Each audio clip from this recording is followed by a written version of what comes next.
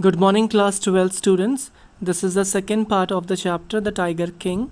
So, before we proceed with our today's session, let's discuss the portion we covered in the last video. And we won't be discussing about the author of the chapter in today's session because we have already discussed about him in the first video. So, you can always go back and check about the author of the chapter. So, as you are aware, the story is a satire on the people who abuses their power, the people in power who abuses it, right? And yes, obviously the story revolves around a king whose death has been predicted, foretold by astrologers.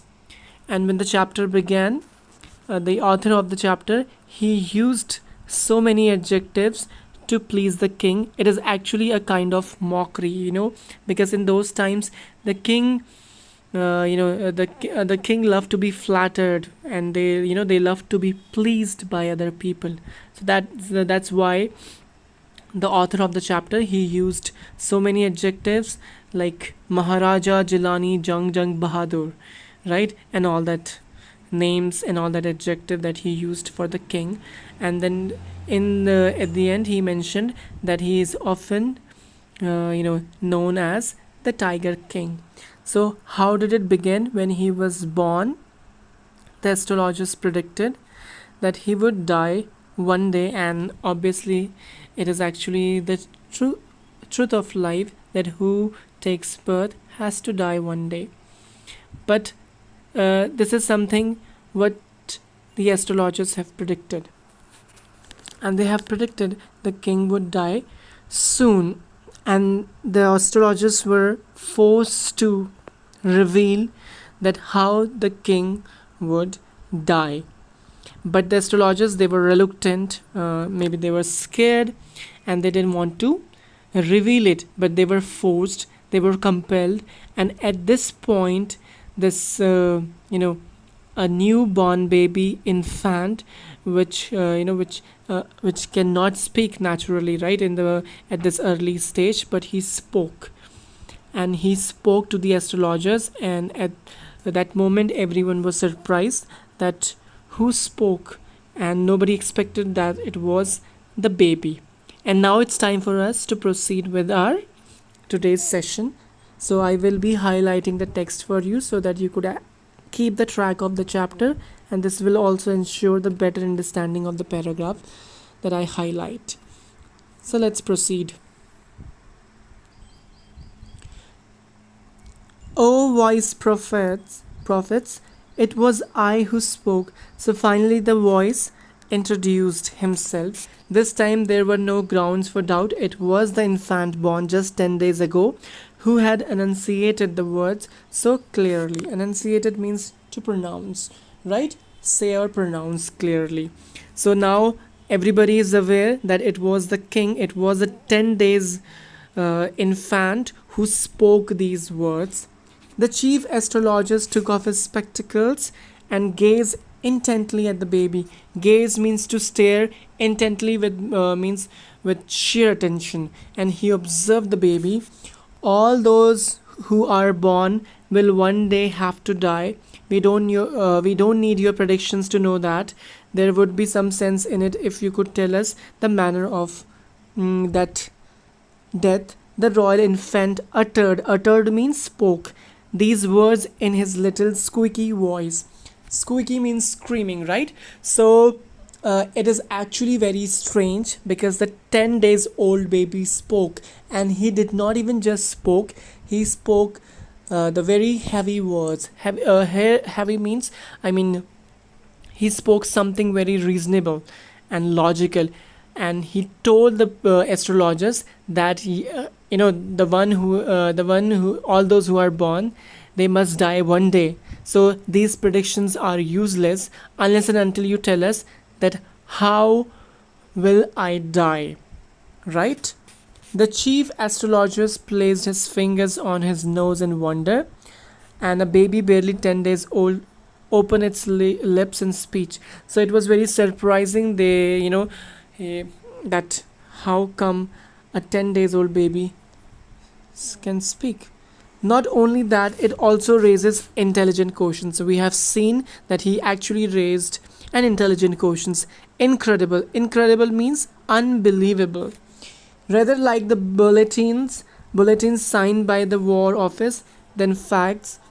The chief astrologer took his fingers off his nose and then fixed his eye upon the little prince. So he does, and whatever he spoke, it was not like something which is placed on the bulletin boards. He actually spoke the facts. And now the chief astrologer, he took off his fingers off his nose, and he again gazed the prince. The prince was born in the hour of the bull.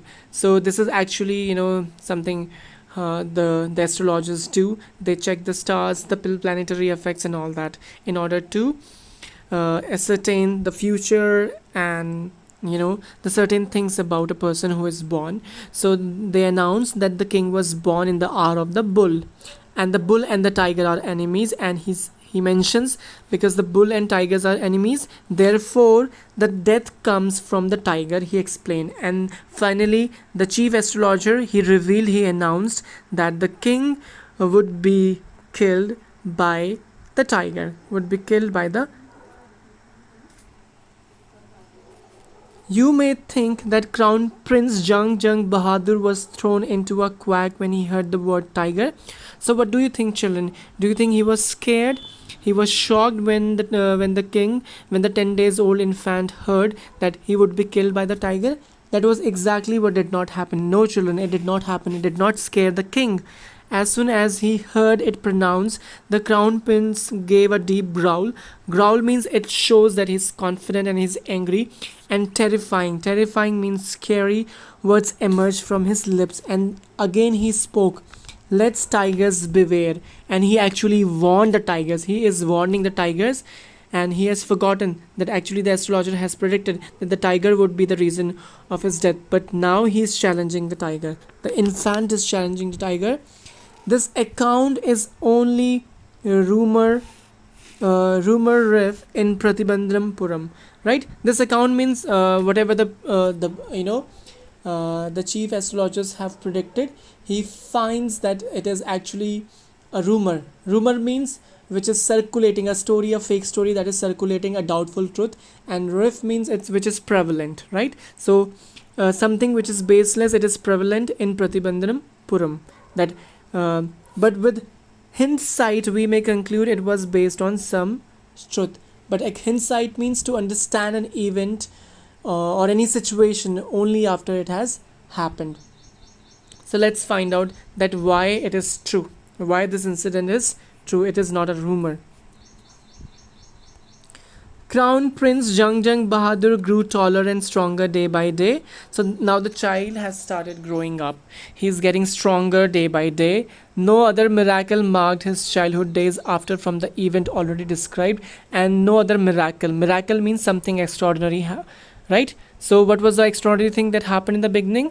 That a 10 days old infant spoke. After that, no miracle happened. He is growing up. Understand? So the boy drank the milk of an English cow. So, this was quite common in those times when when the British were ruling us, right? So the kings and the maharajas, they were given all English thing, English milk, English nanny and all that stuff. So the king was given the milk of an English cow. He was also given an English nanny who looks after the infant and the babies, and tutored in English by an Englishman. And he was also taught English by an Englishman. He saw nothing but English, and he also saw English movies, exactly as the crown princes all other Indian states did, right? Because obviously the East India Company and the kings, they have certain things, they are in touch with each other. So obviously the king must know the language, their language. So that is why they were given this English atmosphere, right?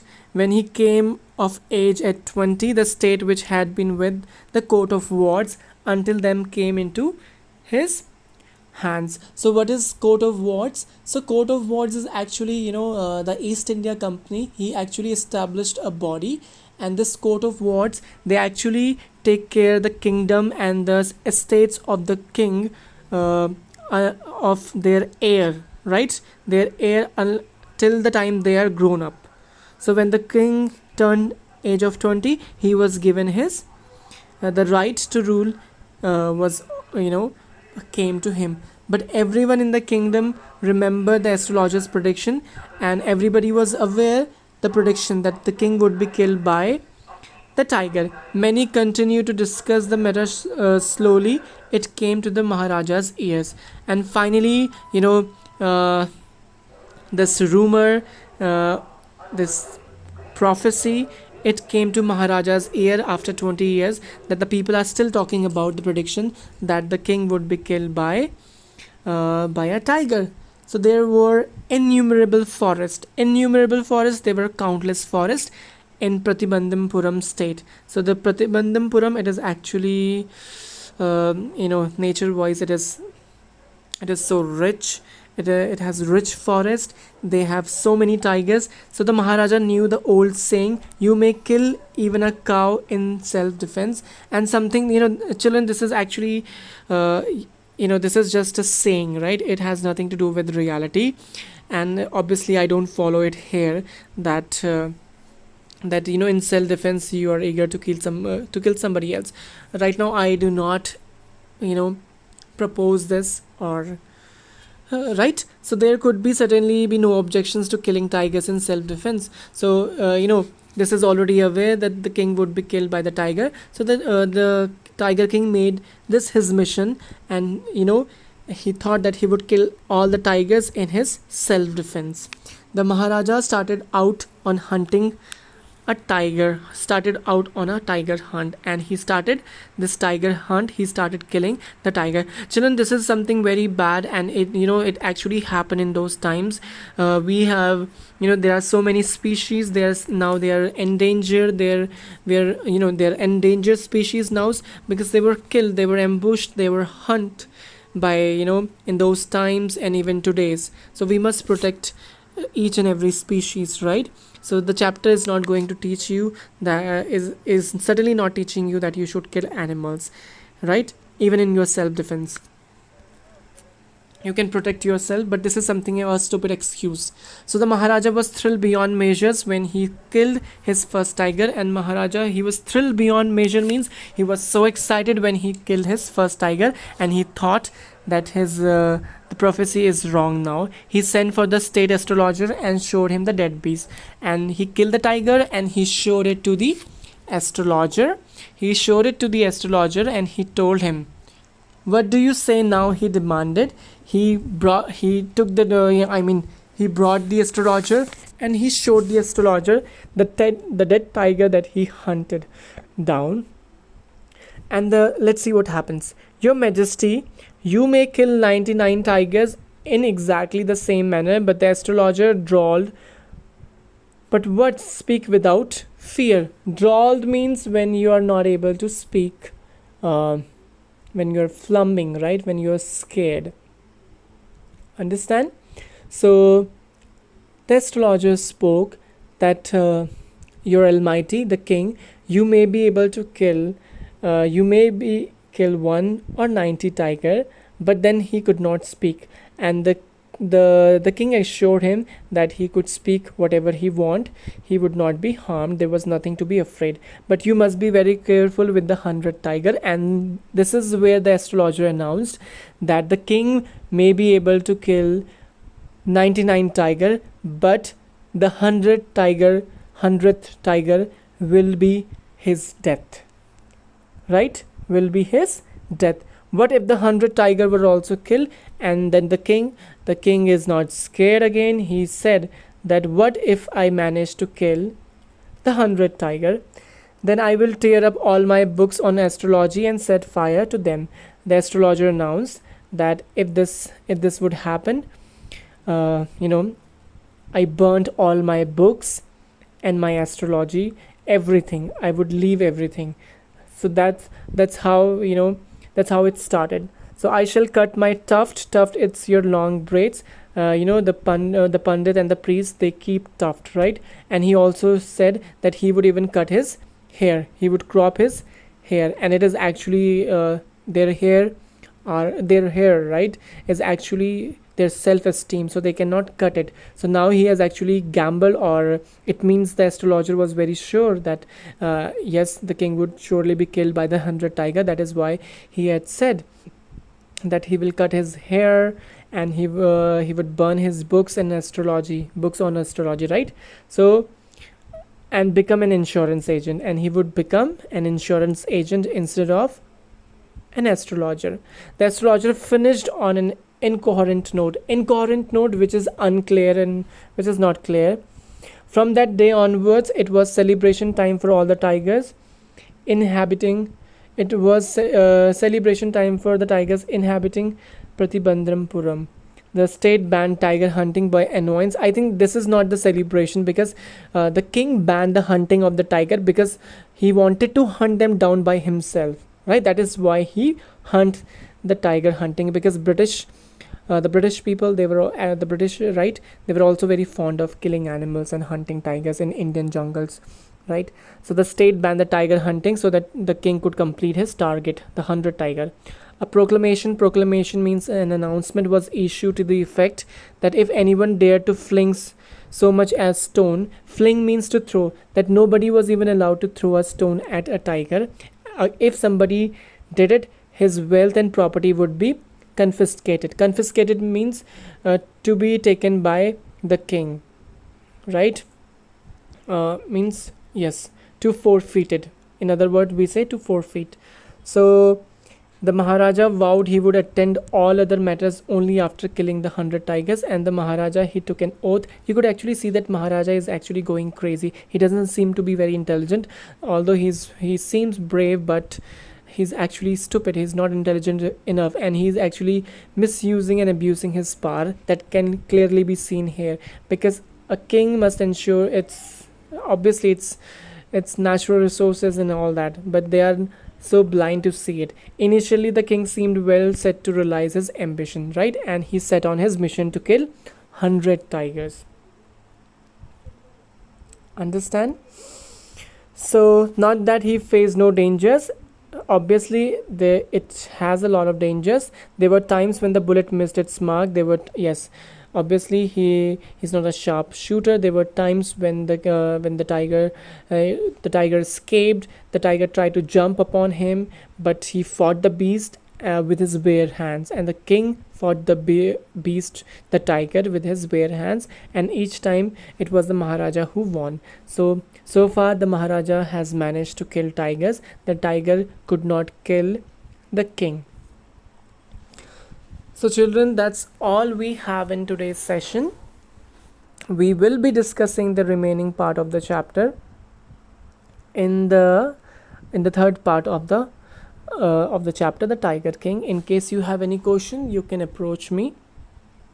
And I would like to announce this once again. Please complete your homework. I can see that a few children are submitting the homework online. See, you have been reminded so many times on WhatsApp group. Plus, please make sure that you complete your homework. Everyone has to submit it. And about your online Zoom classes, everyone is required to attend it. Otherwise, you will have to face consequences. And children, it's very important. It's not just about the attendance and all, because we discuss a lot of thing in online Zoom classes, and also we take your queries. So it is important that you must attend it. Do not skip. You cannot afford to skip your classes. So that's all for today's session. Thank you, everyone.